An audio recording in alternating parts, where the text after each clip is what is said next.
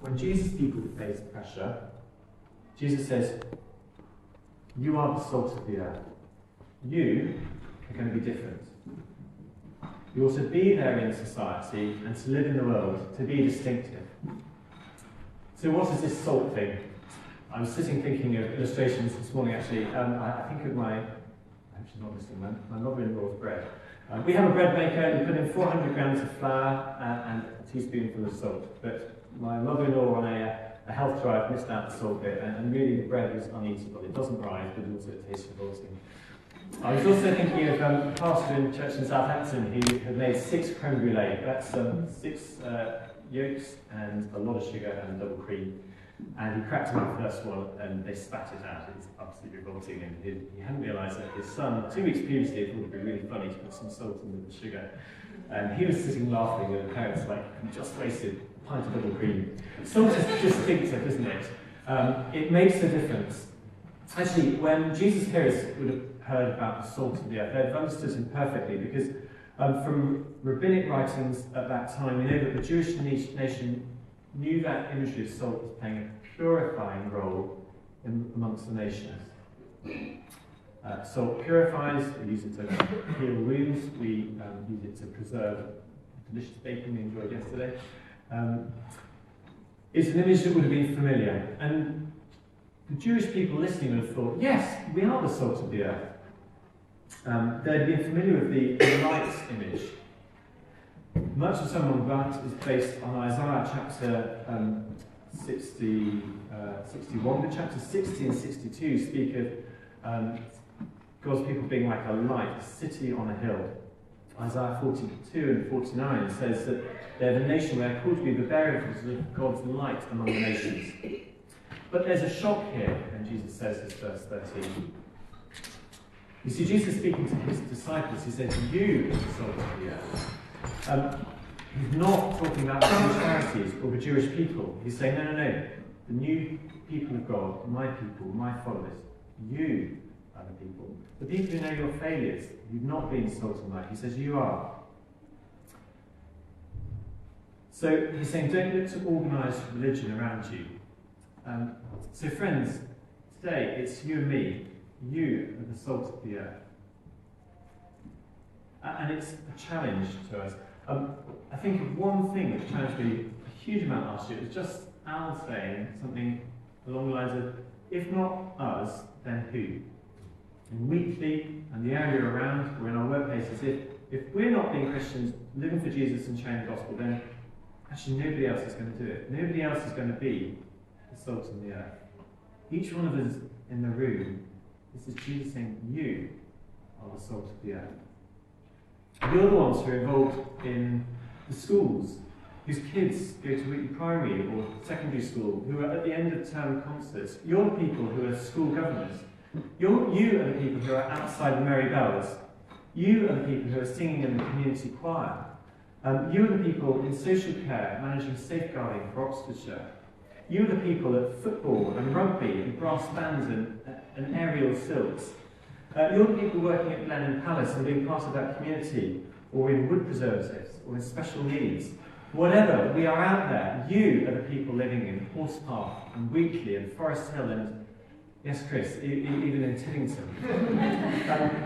Hear Jesus' words to you today. You are the salt of the earth. Jesus is looking to you to be a purifying influence amongst the people that he's created.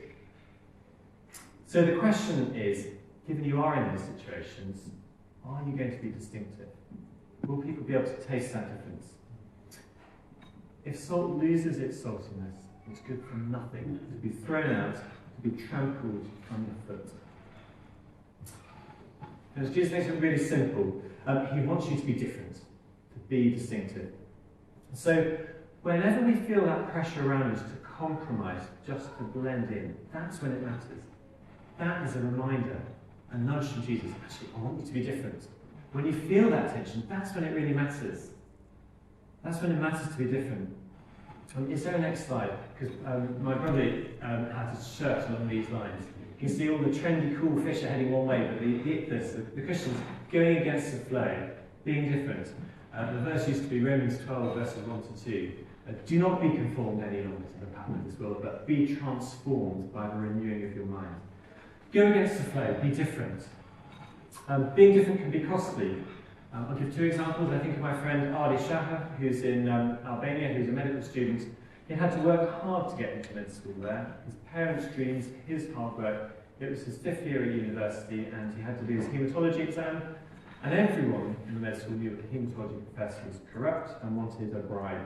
And you just had to slip in a few dollars with your transcript and hand it to him. But Ardi wanted to be different. He didn't want to be conformed any longer to the way of this world, because he had been taught as a Christian that it was only through integrity that people were going to change Albania.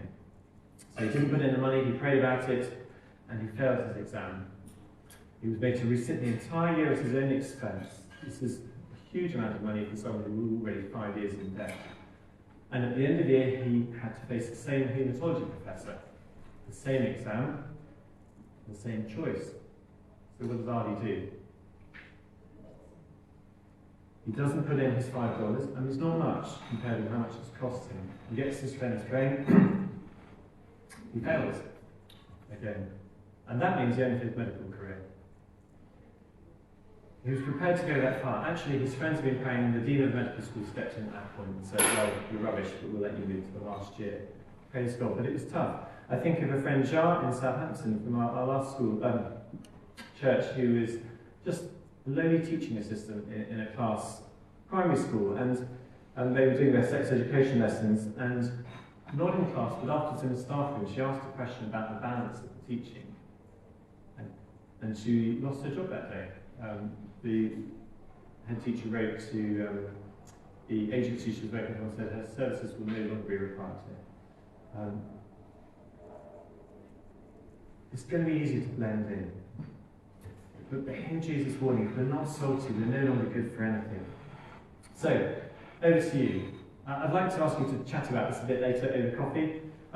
When is it you feel the greatest pressure to blend in? What are the pressures on you? Because if you share those with one another, then we'll actually encourage each other and we'll realise we're not alone in the place. Maybe at school it's not joining in with some of the behaviour, some of the subversive attitudes to teachers or the bad attitudes to people of the other sex. Maybe it's what we watch on screen or on our phones, or pressure to blend in with those conversations on WhatsApp or Twitter. Maybe it's at uni, or it will be in the coming year, that it will be cool to be different, whether we choose to be known as a Christian with all that comes of that, or whether just to blend in. Maybe it's in parenting, the choices we make for our kids, what activities they do, when they do them, what we're sacrificing to do that. Maybe it's in the workplace where the cancel culture is big and is growing, and we're being pressurised to fit into it. So what is it for you? We will talk about that later. And I'd love it if you just make home the person you're chatting with over coffee. Wouldn't that be great? Secondly, let's move on. Verse 14-16. Jesus says, you're the light of the world, so shine for Jesus. So if one temptation for Christians is just to blend in, actually how we could go back to the text, is just to blend in and become like everyone else. The other big temptation is to hide away from the world that doesn't get us. I mentioned earlier, Christians have been hiding away in monasteries and communities for a long time, and we still do today in a different way. We don't build beautiful colleges, I suppose we've got a few down the hill, haven't we? But we can live in a Christian subculture. I think back to my time at university, and on Sundays we'd go to church and we'd do brunch together and hang out for the afternoon, and we'd have our Christian meetings on a Wednesday, and probably our friends were the people we'd been doing all those meetings with. And we really didn't actually just get involved with the people around us who really needed to know Jesus. We were having a great time, but people were missing out. Jesus says that's not for us. You are the light of the world. It's incredible, those words, aren't they? If you think about who else said that. Do you remember John 8, verse 12? Jesus said, I am the light of the world. Whoever follows me will never walk in darkness, but will have the light of life. Ultimately, it's Jesus who's the light of the world, isn't it? He stepped into our world of darkness and ignorance and sin to bring his grace and his truth. But after his ascension, it's us that he's left here on earth to shine that light out. There used to be a very simple song we sang when I was a teenager. You might remember it. Jesus, take me as I am. It's got a lovely little line. Make me like a precious stone, crystal clear and finely honed. Life of Jesus shining through, bringing glory back to you. It puts it beautifully, doesn't it? Jesus is the light of the world, and he's shining through us, like a beautiful diamond reflecting that glory out. If Jesus says, if we live a distinctive life, it will be unmissable. A city on a hill can't be hidden. I look out every day at the hill opposite, which has got a grill on the top, and you can see the cross of the windmill and the town, and you can't miss it.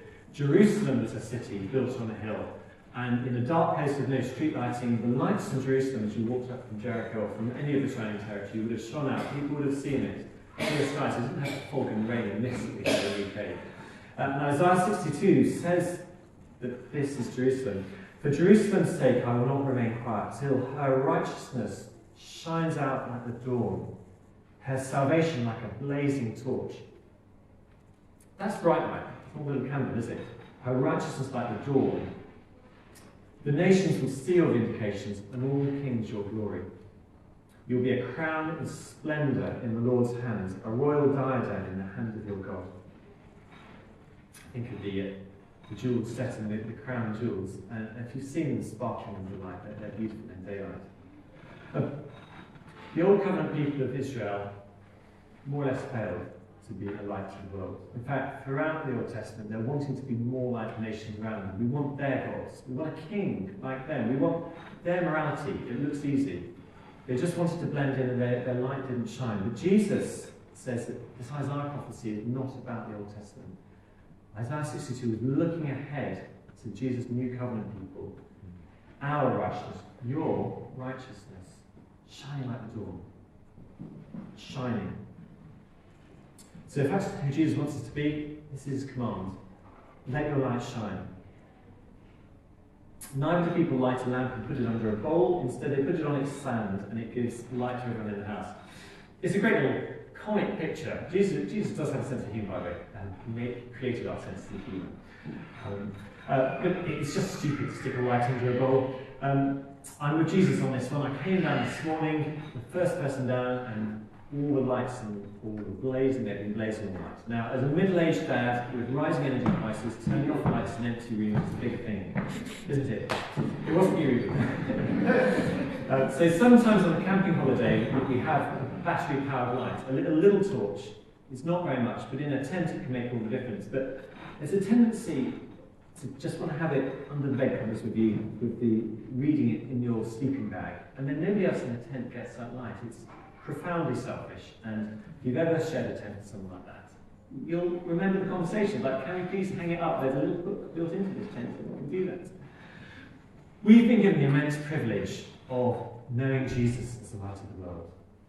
Are we going to keep it to ourselves in our duvets, under our sleeping bags, and just say, that light's for me, I'm going to enjoy Jesus' light? That's so selfish. Jesus, who transforms the darkness in our hearts, who rescues you and me, whose light makes sense of the complexity of this baffling world. Jesus, who transforms our relationships, who gives us hope. Are we going to hide that light away? Jesus says, let your light shine before others that they may see your good deeds and glorify your Father in heaven. So let that light shine. Did you catch that bit about giving glory to our Father? So we're distinctive, we don't blend in, and maybe people see it, and some people will like it, they'll find it attractive, and they'll say, oh, look at him, he's a nice guy. How I respond then, that makes all the difference. Do I go, yeah, I try?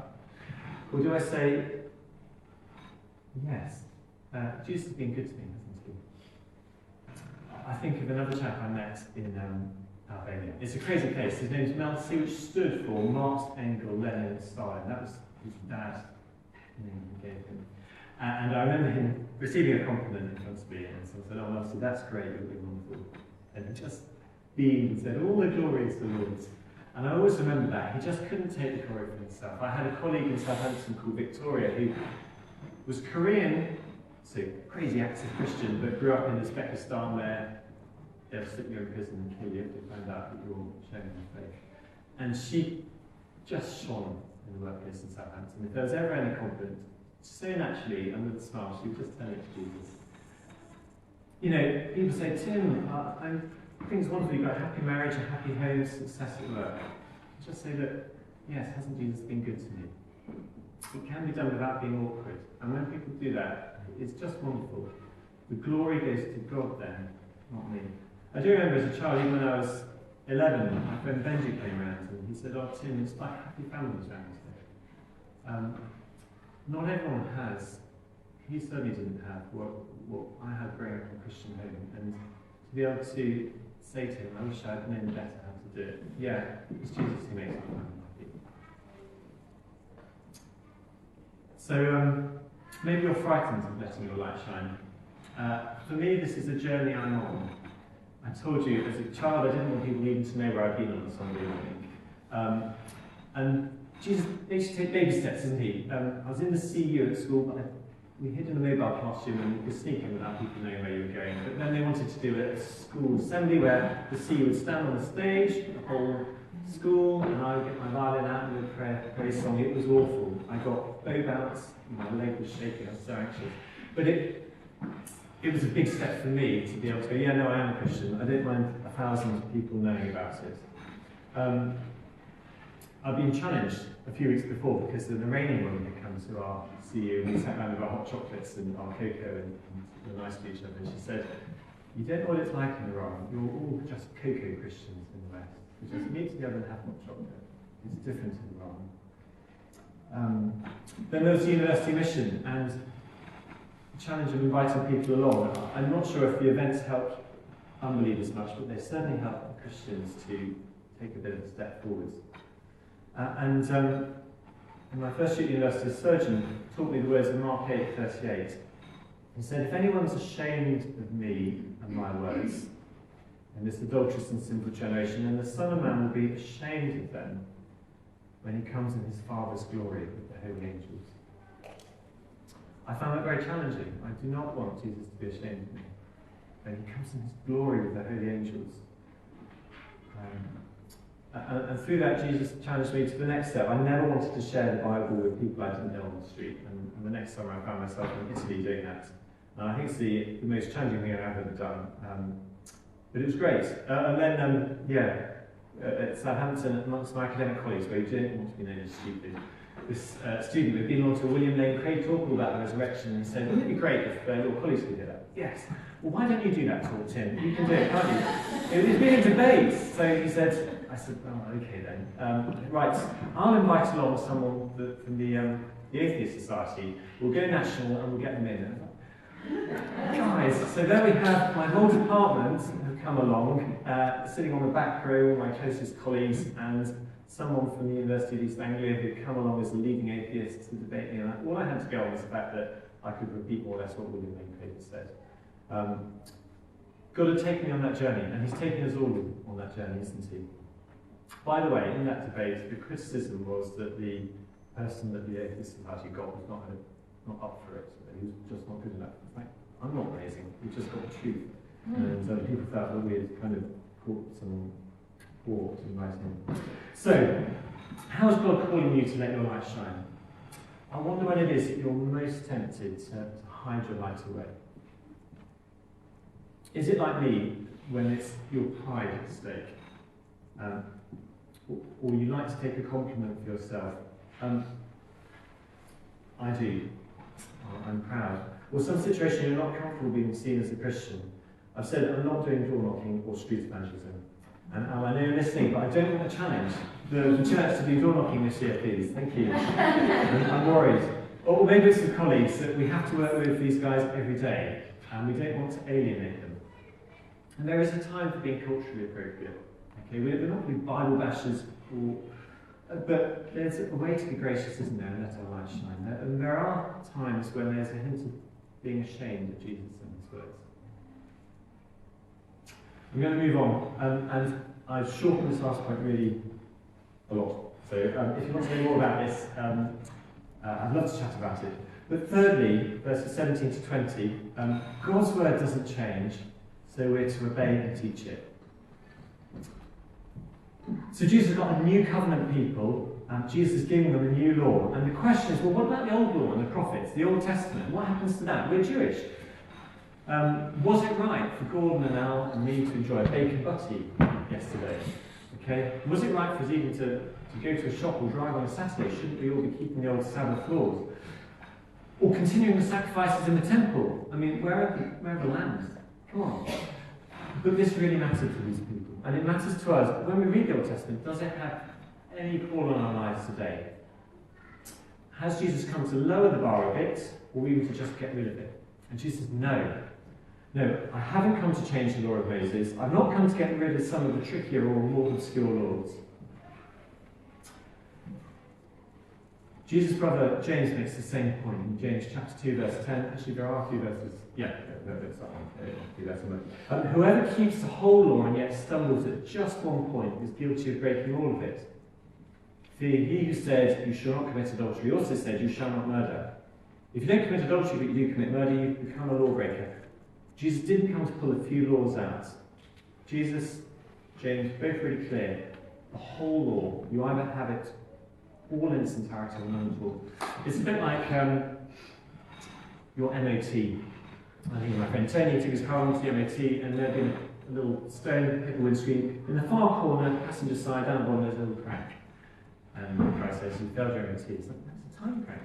There is a crack in the windscreen. Yeah, but it's not an important bit. There's a crack in the windscreen. It doesn't matter if you've shattered the whole screen or if the little crack is broken. It has to be replaced, you failed your MOT. Okay? It's like that with the law. Jesus doesn't lower the bar. He says he hasn't come to abolish the law, but to fulfill it. He's not removed the smallest dotable tittle, a cross or a dot in the Old Testament law. He's done something much better than that. He's fulfilled it. So, I'm going to cut loads of stuff here, but food laws point to how Jesus was set apart to be distinctive from the sinful world around him. Jesus fulfilled those food laws by keeping them and being distinctive. The judicial laws about how they ran the society, they all pointed to the fact that law-breaking had consequences and it needed dealing with. The curse of someone being hung on a tree, I mean, it makes no sense in the Old Testament why it's there, Deuteronomy 21:23, until you see Jesus taking the curse for us on the tree. The moral laws, God's requirement to love people in our thoughts and words and deeds, they all pointed to the perfect life that Jesus ultimately lived for us. The Old Testament history, it also points to Jesus. I mean, think of 100 prophetic parallels between the life of Jesus and Moses or Joseph or David, who prefigure Jesus in specific ways. So, as we read through the Old Testament, any passage we read, it's helpful to ask, in what way does Jesus fulfill this? That should always be the biggest question we ask when we're reading the Old Testament. Maybe it's about not boiling a goat in its mother's milk. Now, how does that point to Jesus? We could talk about that later. It does. Okay? But the question for us is, how do we relate to the Old Testament law now? Okay? Do we have to work out which of the Old Testament laws still stand and which don't? No. Jesus has fulfilled the whole Old Testament laws. So we need to recognise there's a new start. Jesus goes up on a mountain, he sits down, he teaches, he gives a new law. In Matthew's Gospel, he says 60 times, I tell you. Okay? This is new. Jesus is giving the new covenant people. John 1:17, I think it's on the slide, says, the law was given through Moses, but grace and truth came through Jesus Christ. We're free from the Old Testament completely. There is a new start. Hebrews 7:12 makes it even clearer. Where there's a change in the priesthood, then there's also to be a change in law. Jesus had replaced the old Levite priests with one priest himself. He wasn't a Levite. There was a change in the priesthood. The law changes. In his teaching on the Sermon on the Mount, Jesus says over 60 times in the book of Matthew, 14 times in the book of Sermon on the Mount alone, that I tell you, he's giving it a new law. Therefore, anyone who sets aside one of the least of these commands and teaches others accordingly will be called least in the kingdom of heaven. This is the verse which caused a lot of confusion. Is anyone else confused by this verse? Or has ever pondered it? He said, I'm not come to... he says, anyone who sets aside one of the least of these commands and teaches others accordingly will be called least in the kingdom of heaven. Whoever practices and teaches these commands will be called great in the kingdom of heaven. It might seem to read that on one hand Jesus is saying, I'm not going to get rid of any of the Old Testament law, and also I come to completely fulfill it. So how's he then saying, you've got to teach it? I think the answer is quite simple. These commands is referring not to the Old Testament laws, but to his new teaching, the I tell yous. I need to explain that later, but Jesus says that we have to hear his teaching, we have to obey it and keep it. So, for us today, as I finish off, the Old Testament has always revealed God's underlying character. God doesn't change, so if he had a heart for all the poor and the vulnerable in society in the Old Testament, then we should share that heart. The Old Testament shows how God works in this world in the life of his people. So as we read the Old Testament, it shows us how he deals with people in the mess of our sin daily. The Old Testament points to Jesus, so it teaches more about Jesus. We can learn more about Jesus by reading the Old Testament. And it's a great encouragement to my faith when I see yet another Old Testament prophecy fulfilled in Jesus. That's one of the reasons that I'm not there William Lane Craig and saying, yeah, the gospel's true. So we should finish here with a so what for verses 17 to 20. So what? Jesus' application for us is really clear. God's word doesn't change, so we're to obey it. And we're talking about Jesus' New Testament teacher. We're to honour and obey every aspect of Jesus' teaching, which he delegated to his apostles, so we've got the whole New Testament. Which may sound very well, but you might think of a few things in the New Testament you don't like, or you aren't so keen on. And I wonder if there are any passages as you read through you think, I wish that wasn't there, or I'll just skip over that in my reading. Jesus says it's actually quite a dangerous attitude to start picking out one or two bits of the New Testament that we don't like. As a church, we can sometimes dress that up by being a bit more culturally relevant or more contemporary, but there's a risk we're actually doing just what the Old Testament Jews did and trying to blend in or hide our light. So a better approach when we come to a difficult teaching is to pray it through with Jesus, to talk with him about it, to dig a bit deeper, to chat with others in the church about it, and to acknowledge that Jesus, I find this teaching really hard, but I know you want me to obey you fully, so please help me to understand what's a part of it. So Jesus' challenge to us as we read the Bible is to accept it, not to be embarrassed by it, never to be ashamed of Jesus' words, and to obey it with joy. So as we finish, this passage is really simple to understand, isn't it? The challenge is, you're the salt of the earth, be distinctive. You're the light of the earth, so shine for Jesus. God's word doesn't change, so will you obey it and teach it? And I'm going to leave you with these slides. Is there a slide there now? Coffee questions. So in a minute, you can choose one of these questions and chat with someone you're talking with about how distinctive are we being here at Wheatley as a church? Could we be more distinctive? Or to what extent are we light as a church? How can we be more effective? Do people really see Jesus through our church? And which passages do we struggle to accept and to obey? And how can we help each other with this? I hope that's been helpful. Let's pray as we finish.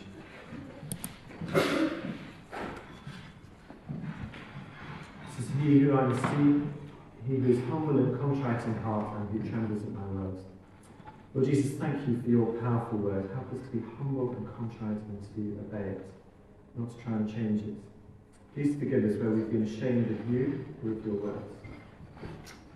Please forgive us when we just wanted to blend in and we've gone with that. Please help us to go against the flow, to know when to be distinctive. And please help us not to hide your light, not to take the glory for ourselves, but to learn always it's us saying, I'm so thankful to Jesus for this. We do long for us to be good people of your kingdom and to be glorious. Amen.